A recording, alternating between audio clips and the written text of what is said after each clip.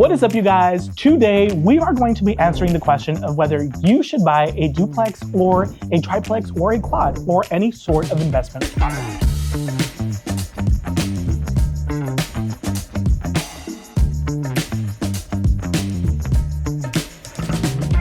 For those of you who are new to the channel, my name is Robert Navarro, and I'm a new built broker at newbuilt.real estate, where we talk all things new construction and building generational wealth for you and your family. Typically, we tackle some heavy topics and sometimes not so heavy topics. Regardless, we always like to introduce a different beer for every single video. And today's beer is... oh my God. Busch. So I never get to pick my beers. They're always a surprise. My team picks them out in advance, and they know I'm an IPA guy, and I know that they did this on purpose. Busch. I don't know what to say, but I went to college.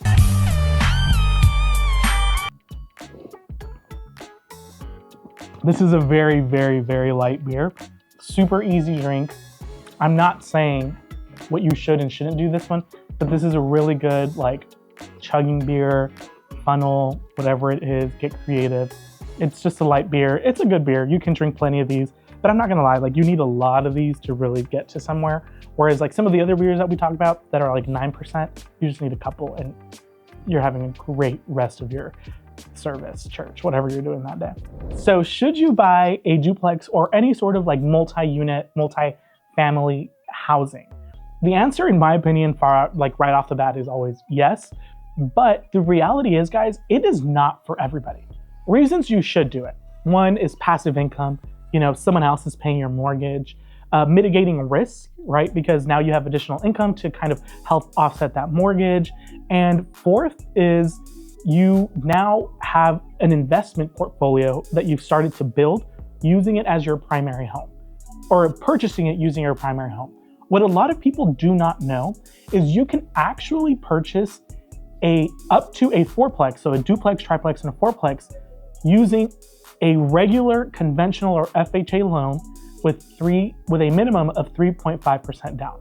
A lot of people think that traditional loans are only for single family or their primary residence. And that, yes, is correct, but you can actually use those loans for a lot more to include investing. So let's say that you're young, maybe you're barely getting married or you're not married, and you want to start to get your feet wet in real estate. A lot of people right off the bat think, well, I can't buy that quad or I can't buy that duplex yet because I don't have enough money, or I need 20% down, or I need 10% down. And that's just... watch your profanity. You can buy that quad with 3.5% down using an FHA loan. A lot of people think that FHA stands for first time home, and then they get to the A and they're like, what does that stand for? No, an FHA loan is used by a lot of first-time home buyers, but it actually stands for the Federal Housing Administration. Now, the whole purpose of the federal government's initiatives is to create more housing. In this particular case, affordable housing. So with that, these loans can be used to buy, again, more than just a single family home. Typically, I know a lot of people, when they're having and starting a family, they want to go to that, single family home where they own the whole lot and they can control everything that goes around it, don't necessarily want to live next to somebody else. So that's why I'm saying that if maybe you're at the beginning stages of your relationship or your career, whatever it is, then this might be the best option for you. Now, why it's not for everybody is property management is not for everybody. When you purchase that duplex to that quad, you are now a landlord. I mean, if you don't pay your mortgage and then they take that house, now not only are you homeless, but you've now left, possibly 3 other people homeless because you failed to secure or pay that mortgage. So it's extremely important that you are aware that when you are taking on this risk, yes, there's a financial gain to it, but at the same time, you are taking on some liability by possibly screwing over some other people. And I hope you're not doing it maliciously, but what could end up really happening is these people could sue you. Now, there are ways to mitigate this. You can hire a property management company. That's not free. There's a percentage that goes to them.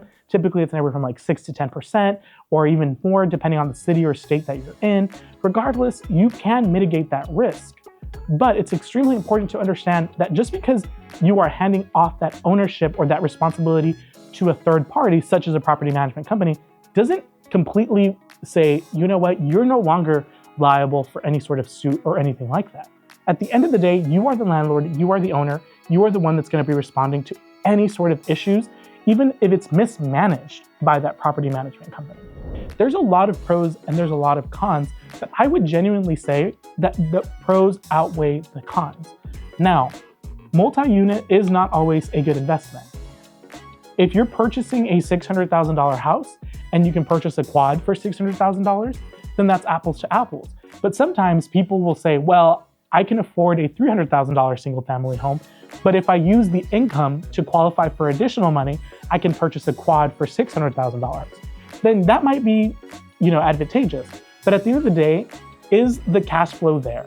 Is there enough money for you to safely say, you know what, this is an investment, a risk, a liability that I'm willing to take, and at the end of the day, it's going to be fruitful to me and my family. I said earlier in the video, you can purchase up to a quad with 3.5% down using an FHA loan. Should you? It's not always the case. Sometimes it's more beneficial to put 10%. Sometimes it's more beneficial to do 20%. It really depends, and it's case by case, and it's extremely important that you're working with a professional that knows exactly what you are looking to achieve, and at the end of the day, knows how to help you make those right decisions and analyze those investments.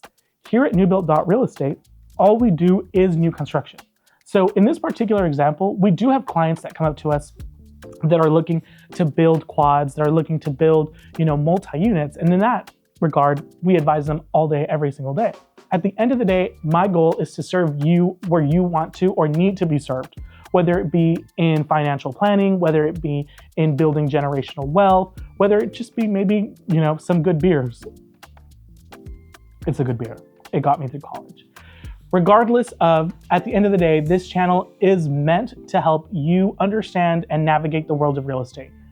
Most of our videos are about new construction. This one was a little bit off topic, but the reason is that's something that you guys reached out to us and you wanted to learn a little bit more about it.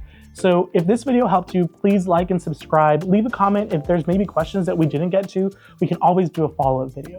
But if you are in the market for a new construction home, I would love to connect with you and have a conversation with you.